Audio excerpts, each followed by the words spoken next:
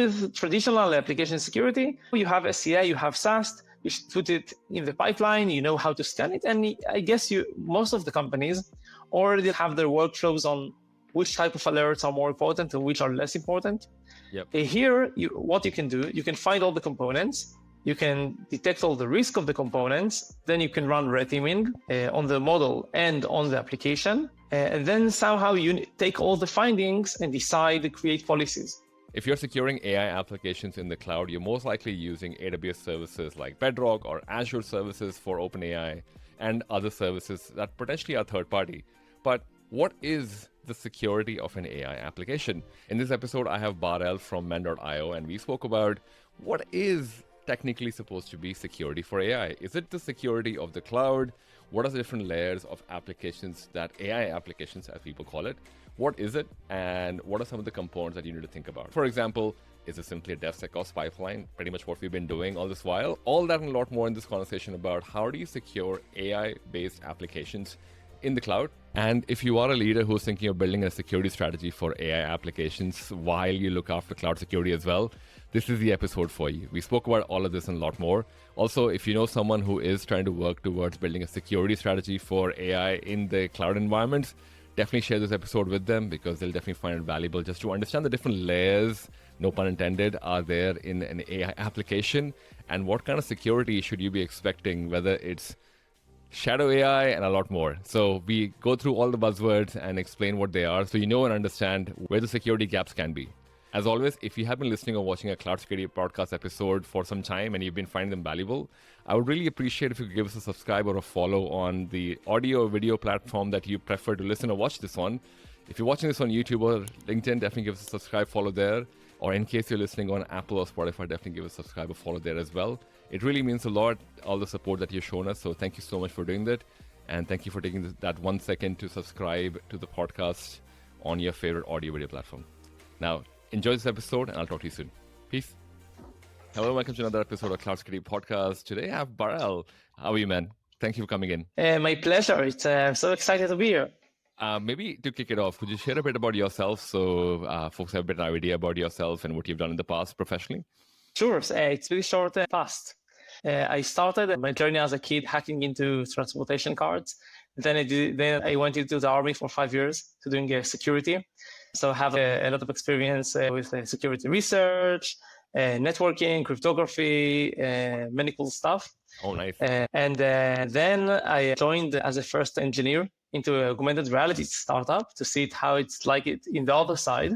I have also I read data science. I have a playlist of music, of generated music before it was cool to do Gen AI. Also, and then I co-founded Atom Security, which is a privatization company for cloud native alerts, which acquired by Mend, which is the company I'm working for now as a head of Mend AI, which is our new AI security product. Interesting. And considering you worked on AI before AI was cool, and you were talking about all of this, I think something else I found in some of the conversations you've written is around AIBOM. Now, I think people know what SBOM is. What is an AIBOM in the context of applications being developed with AI models? So the thing is, why SBOM is so interesting? And it's because, except from the regulation, maintaining some inventory of what you have, it gives you so many insights that you weren't aware about. And the same concept of SBOM, which is basically a list of packages, their dependencies and their dependencies in your software, same concept apply to AI. I would think about it as AI components, where you have a lot of AI components in your organization, in your software, and then you want to list them to maintain some inventory of them. And so AIBOM is basically a list of AI components. Oh, okay. Because you know how, and because you focus on that AppSec space quite a bit, could you give me some examples of what kind of components because I guess there is this whole world of unknowns for when a lot of people talk about AI models, application using AI models, being built by AI models, there's so many variations to it. So when you say AIBOMs and the components being used within an AI-enabled application, what would be some example components so people have some idea? Yes, and I agree. It's super confusing because especially the term AI security, unlike cloud security or SaaS security, when you're securing SaaS, Yep. With AI security, it's sometimes like can be securing AI or using AI for security. Yep. So I'm speaking about securing AI systems, which means when you develop your AI system, like AI-driven software, it means in the heart of the system, there is some model or many models and many layers that use these models like in some way. So I'll give you an example. Using an open source model is an AI component. Yep. Using a remote model through inference provider is also an AI component. So inference provider is a component, even though it's remote. Using a data set in order to train some model is a component. But now that's the complicated part, because we still, unlike networking or operating system, when it's very easy to see some diagram of layers. For example, in operating system, like many people familiar with kernel and user mode, right? So you have some sense of layers, hardware, user mode. Yep. Networking, you have this OSI model of all the TCP/IP stack. Yep. Of layers. Yep. So with AI, we still don't have it, but it's pretty clear that in the AI components, we can think about it as layers, because we have the model. Yep. Then that's the base model. We can fine tune it. Yep. We can then we can use a RAG above it. So we take the data and we use some vector embedding over it. So we're using the model with it. So that's a layer above it.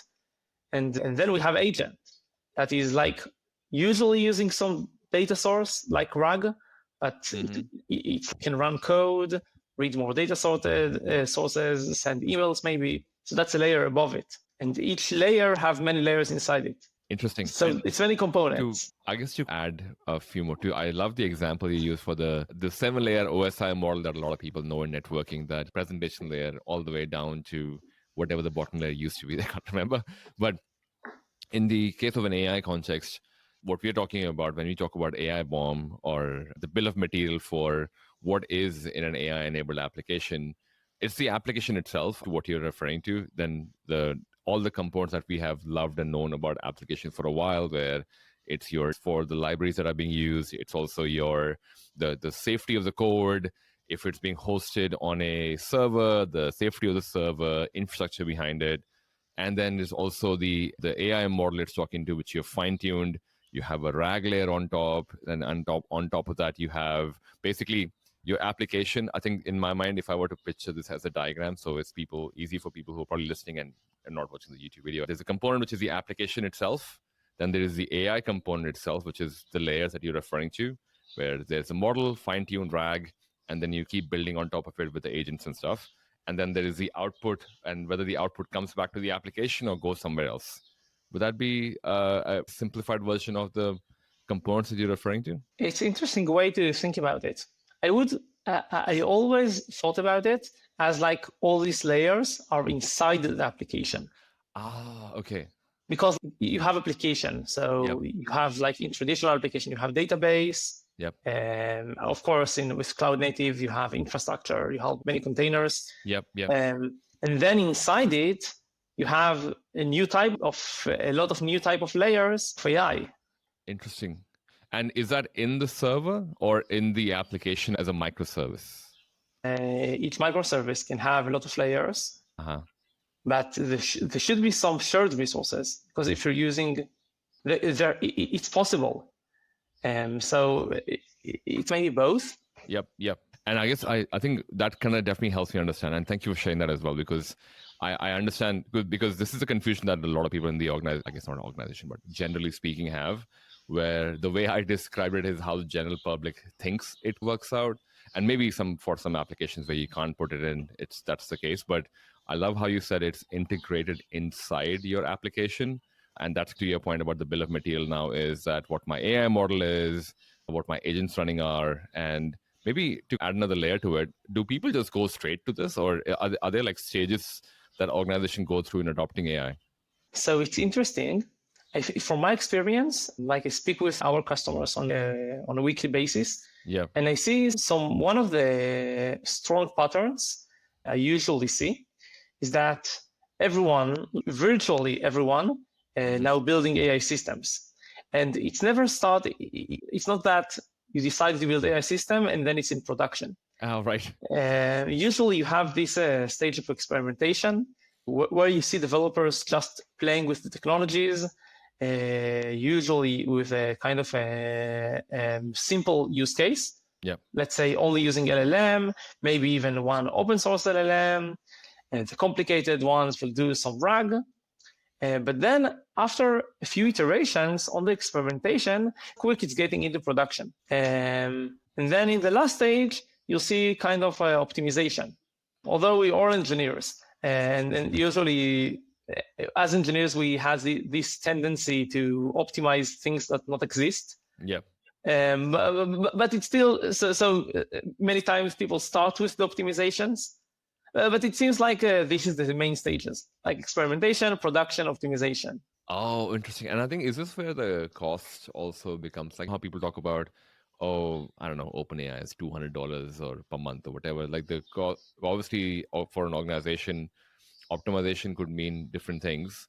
In a context of cloud, is there a stage where they use your cloud-based applications, or the Bedrocks of the world and OpenAI of the world, where, to your point, in the adoption, when people start using AI for the first time, are they straight away going for one of these popular models?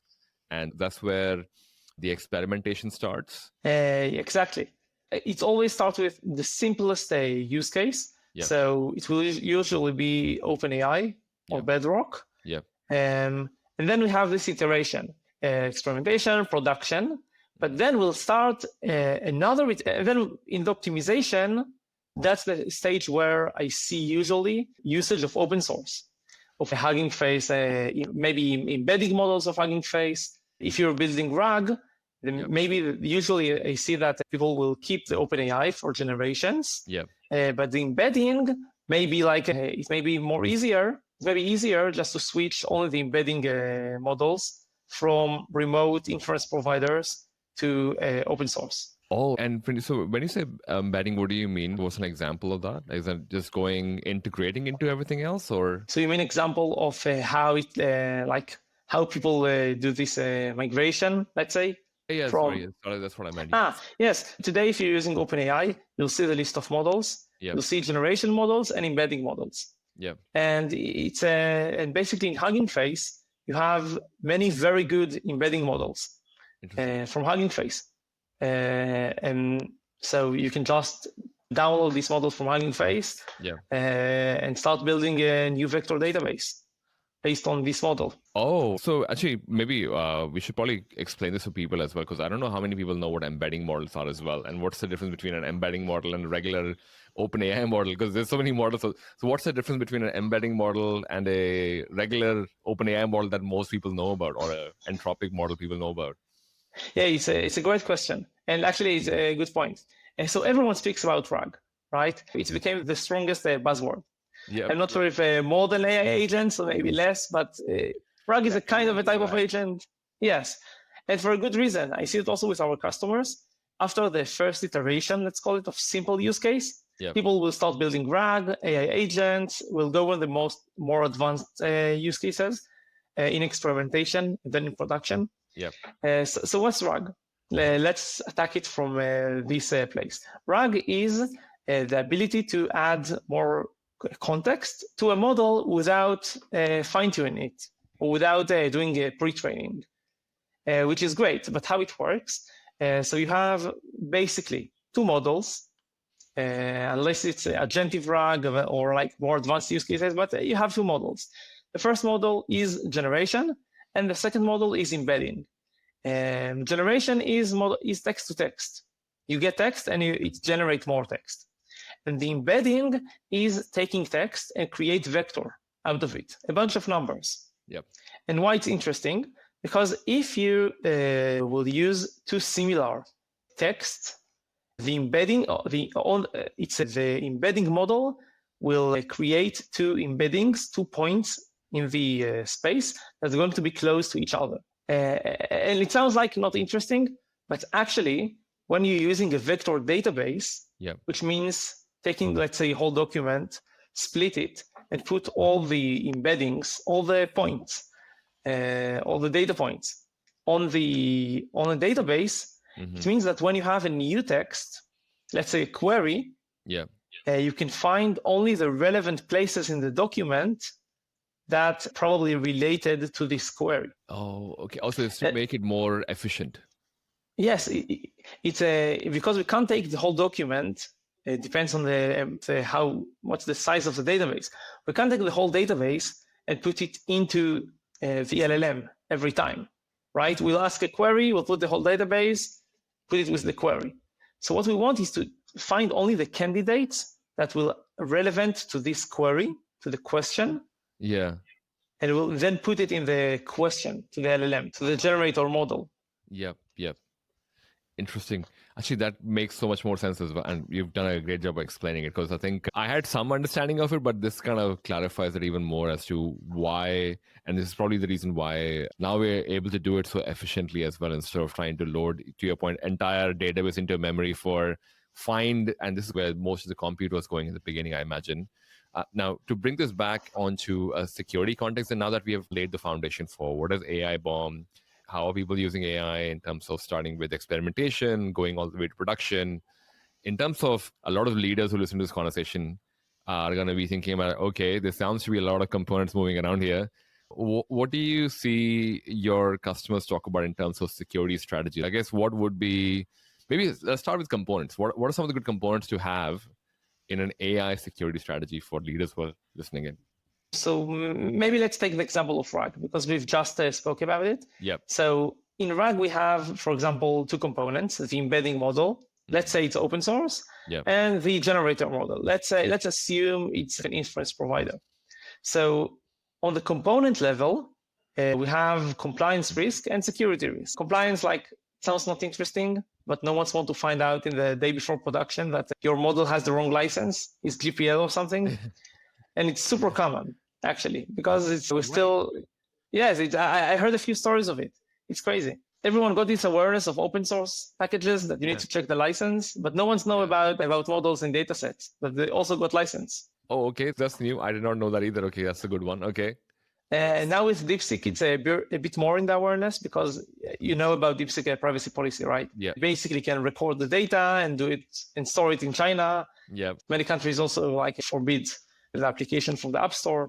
Yep. Anyway, so that's example for components that has compliance risks, right? We have model license and privacy policy of inference providers. On the safety side, on the security side, the model can be malicious, for example. Or the actual model can have some bias. That's a major thing, because if you're using the model internally, it's maybe not interesting. But if it's an assistant of insurance company, and the model has bias, maybe it will be exposed for a suit. Yeah, legal problems could be happening. Yeah. So that's on the component level, and on the application level, it's like when you contextualize all the components into one application. Let's say it's an assistant based on RAG. That you can have RAG data leak. You can have, for example, or poisoning. If you're updating the data source based on queries and data users sends, someone can poison your data source. Now the internet is full of indirect prompt injection. People try to put in many places prompt injections. The hope that some of the LLMs will take it will use it. So we see it all the time. And that's a huge risk. Would you say that and maybe to put another layer to this as well for people who are, and I guess to your point, a lot of people from that security operations team and other stuff would love to definitely double down on the whole threat as well. There's another component from cybersecurity leader perspective, who would be thinking about, hey, we spoke about infrastructure, to your point, if we spoke about different layers that AI could have as well. In terms of people who are building this, they're obviously hearing these terms like LLM firewalls. They're also thinking about now there's different layers to this application where the application itself has layers of AI. I guess where is the divide in? Obviously, I want to clarify for people what components are for an LLM firewall and what components are to the application stuff that you and I are talking about, where the AI may already be integrated into the application. Could you clarify that so at least people know, oh, okay, so when people talk about LLM firewall, it's that component of infrastructure making an API call or something. We'd love to hear from you as well in terms of what's an easy way for leaders who are listening and to differentiate the two components for when they hear a word, oh, LLM firewall versus application that's using LLM, how should they approach looking at security for them? At a super high level. You don't have to go into deep examples. At a super high level. Yes, I get it. Let's make it clearer. Yeah. This landscape of maybe, so inside AI security, we got application security for AI-driven applications. Security for AI-driven applications, basically. Now, if you double-click on that, you'll have types.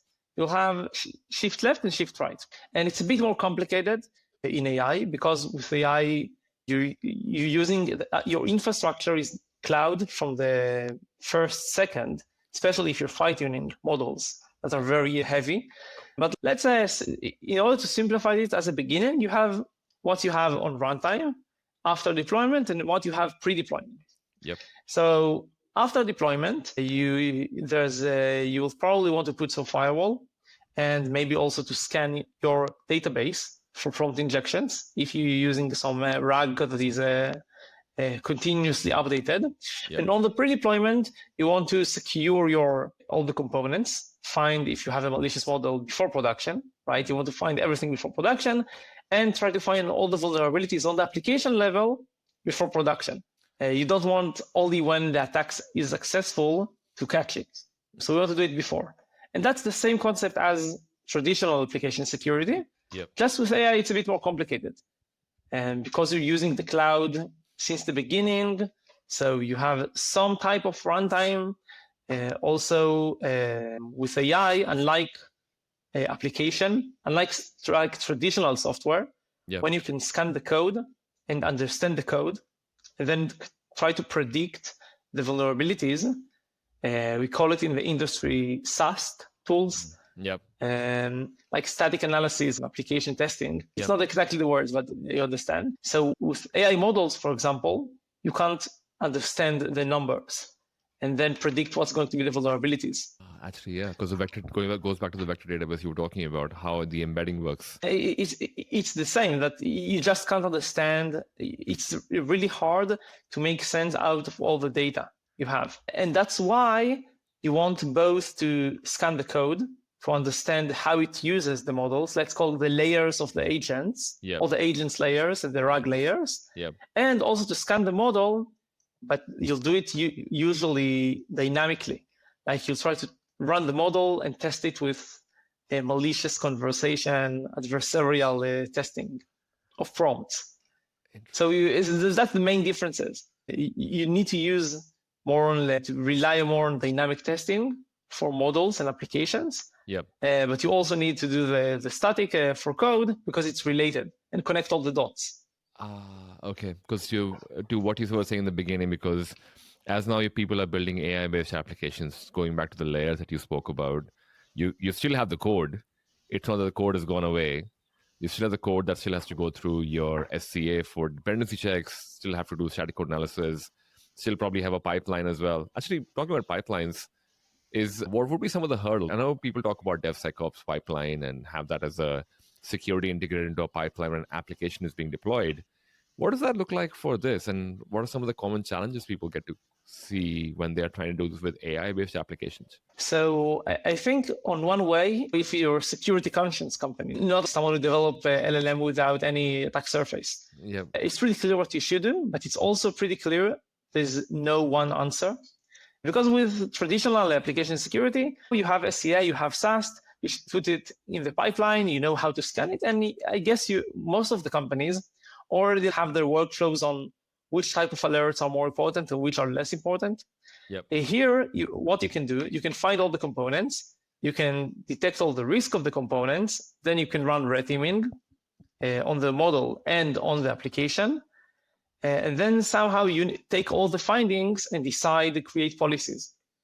So let's say you do it every time a developer doing PR. What you do with all the red teaming results? How do you decide which one are important for you and which one are less important for you. So that's hard, and that's like the main challenges. But on the other side, it's better from the experimentation stage and to start getting used to work with security tools in the CI/CD, AI security tools, because then it's becoming way easier, and there are less questions when it's in production. For example, once you're already using DeepSeek, it's really hard to stop it before production or after it's in production. Our job as a security industry is to allow innovation and not to block it. So that's why it's so important, from my experience, to put everything, like to make it as automated as you can from as early as you can. And I guess would that be, to your point, the general disconnect people have between development and security when they talk about DevSecOps? Is that still there in AI, or has AI solved that problem for us? I think it's just more challenging because you still have security, you still have application security, but now you have a new persona. Usually you have it, which is AI security. So instead of having this continuously challenge between developers and security, you have AI security, application security, developers, and of course, legal department, which cares of compliance. If you're living in Italy and you're using DeepSeek, it may be a problem, or Ireland, or now Australia. So it's just more complicated. But I think there is a way for everyone to work together. I assume that the right way is that the R&D and product will be like mindful on the behavior of the application. Because if you're building an assistant, its behavior is actually part of your product.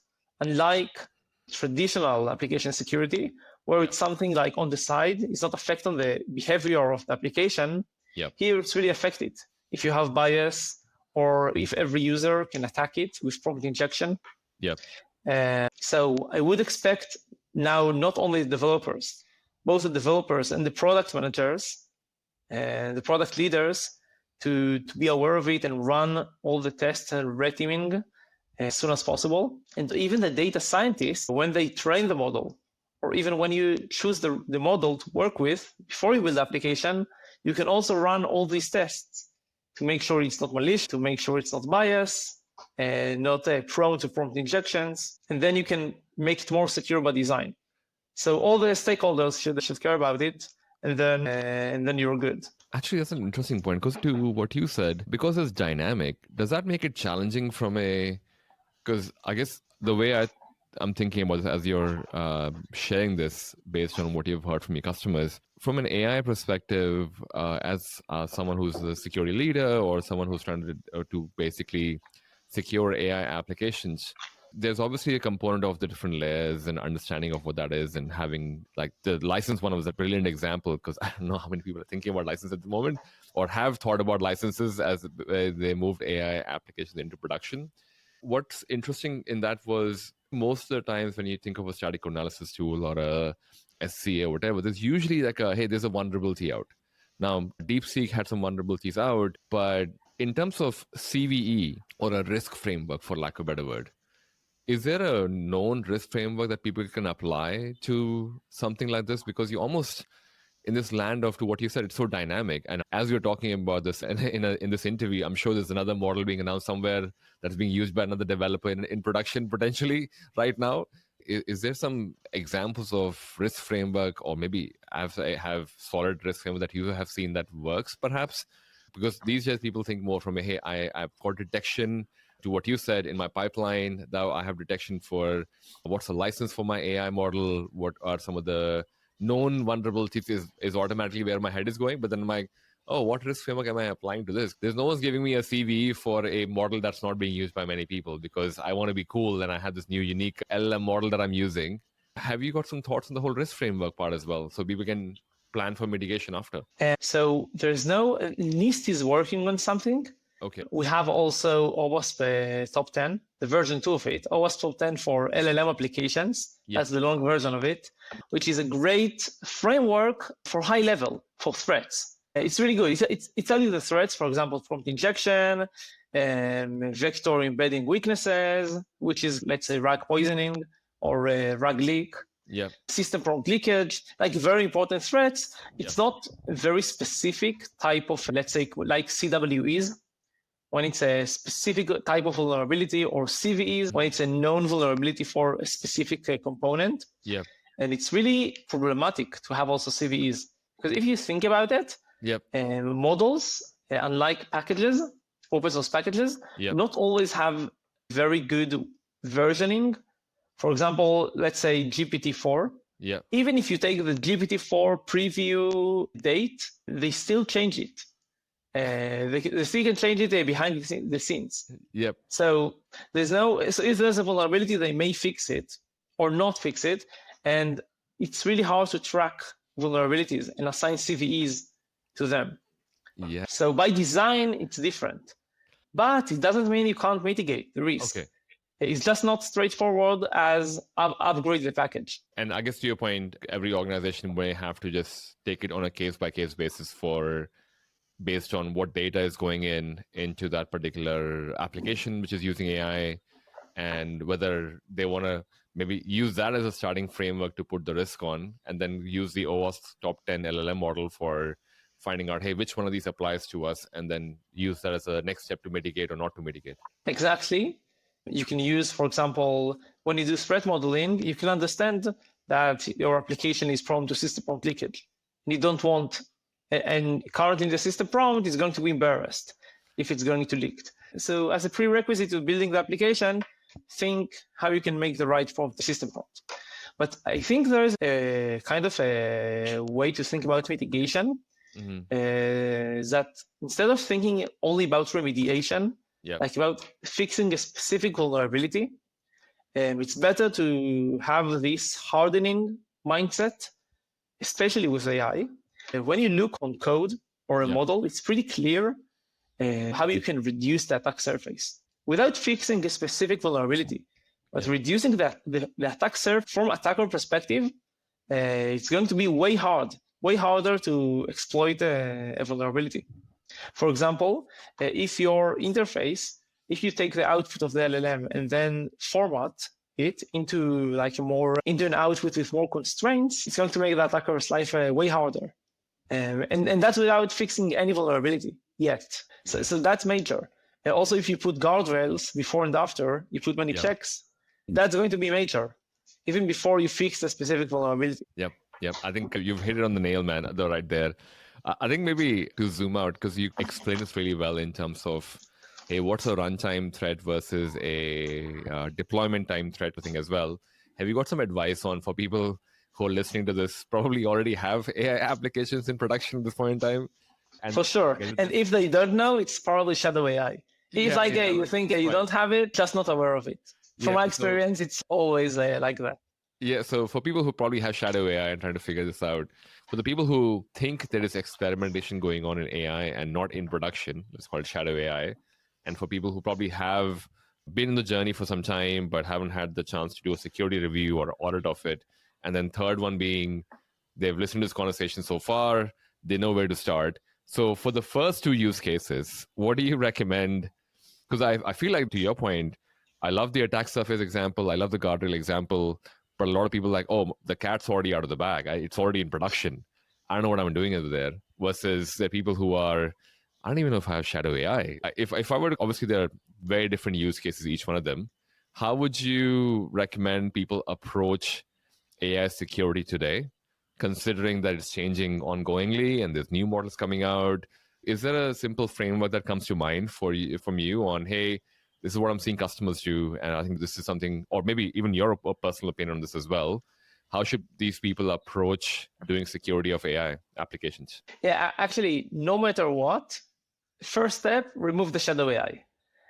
In the beginning, I thought that I met more sophisticated customers that has some awareness of the applications, and we run the checks, we run the POC, we started working with the customers.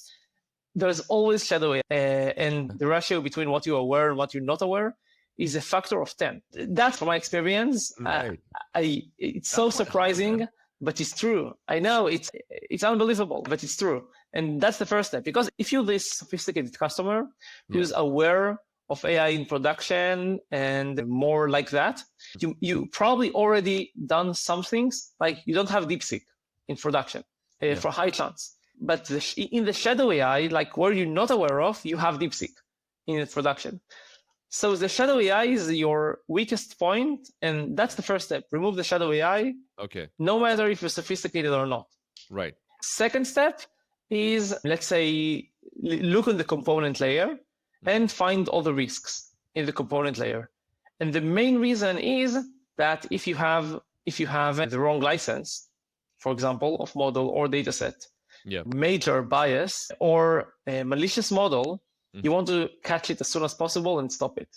Hopefully before it's in production, but also in the development environment, it's pretty bad.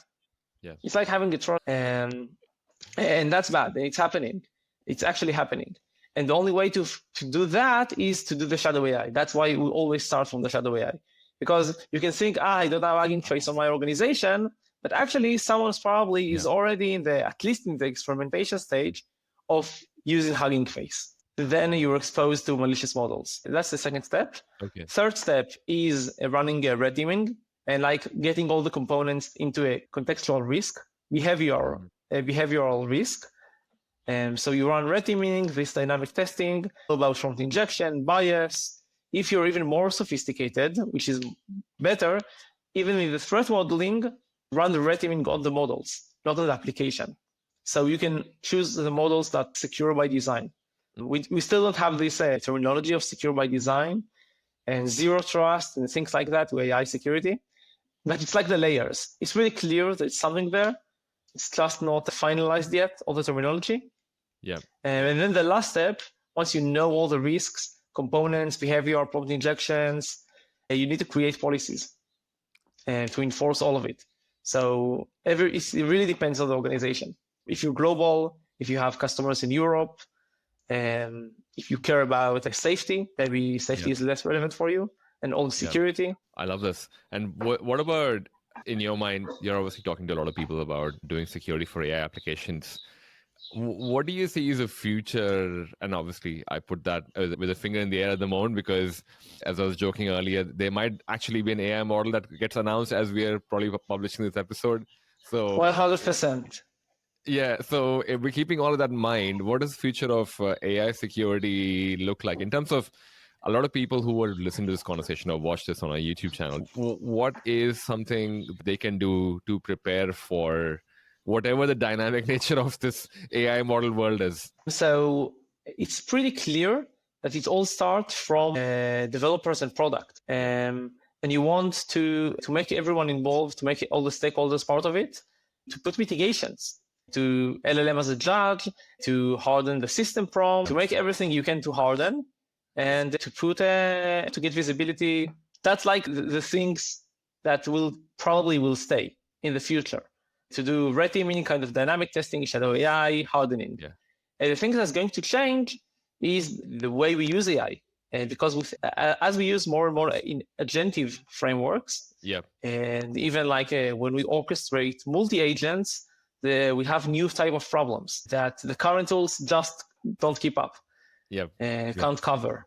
And then really there are new solutions. But the beautiful thing is that because you always start with the experimentation and you have shadow AI, the shadow AI part should catch this use case. So you should know that you have in the experimentation stage usage of, let's say, orchestration of multiple agents, agent swarms. So at least you can prepare before it's in production. And that's the beautiful thing about pre-deployment AI security. Actually, it's a good point because usually what happens when people develop applications, people don't really care about what's happening in development or test. But to what you said, this is probably one time where you should probably flip this on its head and go, actually, I need to be mindful of what is actually being experimented on. So to your point about AI agent swarms or any DeepSeek, or if you don't want to work with DeepSeek as any of these, they kind of come out from that perspective in the experimentation stage before you even start putting actual data in there, which you care about. Exactly. We don't know the future. We can just try to prepare it when it's like short term going to happen. Yes, and I super agree with you. It wasn't intuitive to me But when I started working with customers and see that on a daily basis, it was kind of clear how important it is.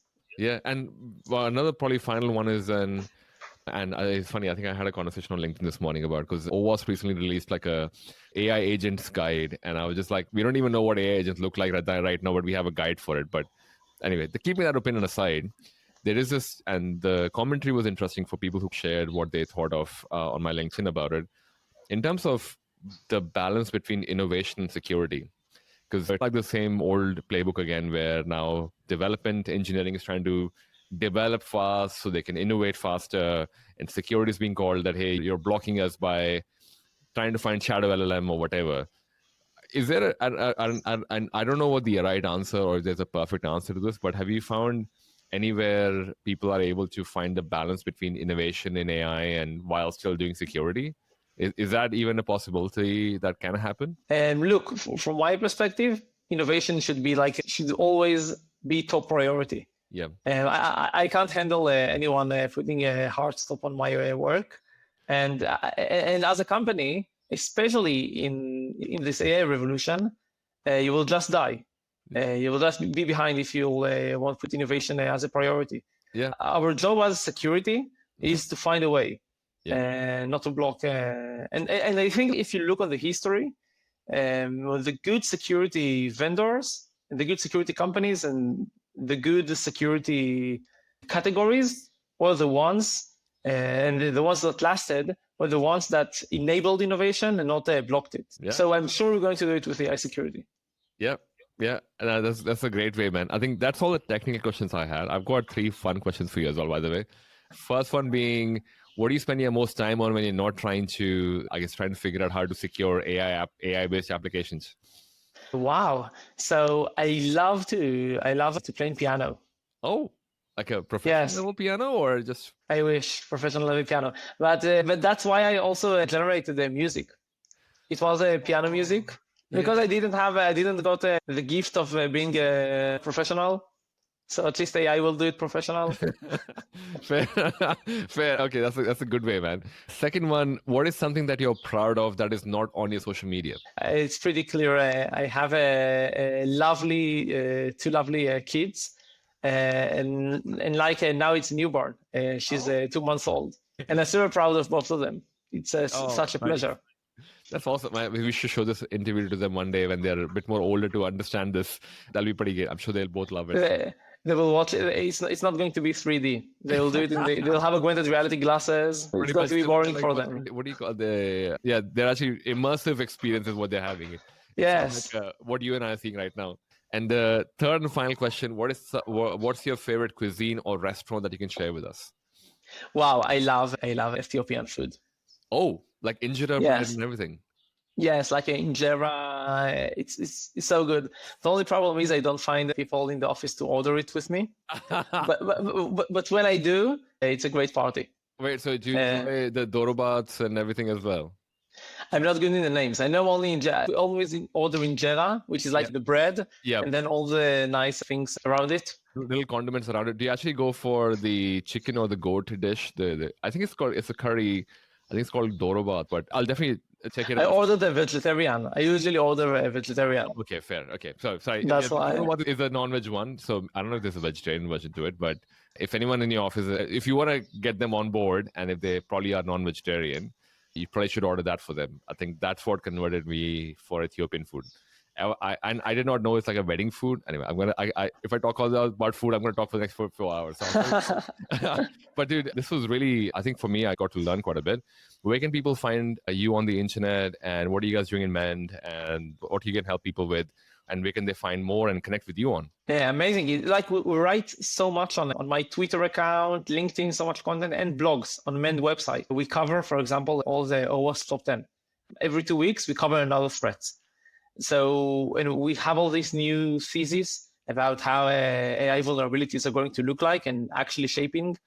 And I write about it on my LinkedIn, Twitter. Share the link as well. And for people who don't know about Mend, what does Mend do? Application security. Securing all the applications, all pre-deployment.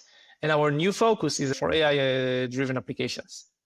Awesome. And I'll put the link for the MEN website in the description as well. But dude, thank you so much for spending time with us. And I look forward to having more conversations as you get to know more about security for AI applications, because it's so dynamic. Tomorrow, next time we talk, we'll probably be having an immersive conversation. Yes, my pleasure. Thank you. Thank you so much, Bar-el. Thank you so much for listening and watching this episode of Cloud Security Podcast. If you've been enjoying content like this, you can find more episodes like these on www.cloudsecuritypodcast.tv. We are also publishing these episodes on social media as well, so you can definitely find these episodes there. Oh, by the way, just in case there was interest in learning about AI cybersecurity, we also have a sister podcast called AI Cybersecurity Podcast, which may be of interest as well. I'll leave the links in the description for you to check them out. And also for our weekly newsletter, where we do in-depth analysis of different topics within cloud security, ranging from identity, endpoint, all the way up to what is the CNAP or whatever a new acronym that comes out tomorrow. Thank you so much for supporting, listening, and watching. I'll see you next time.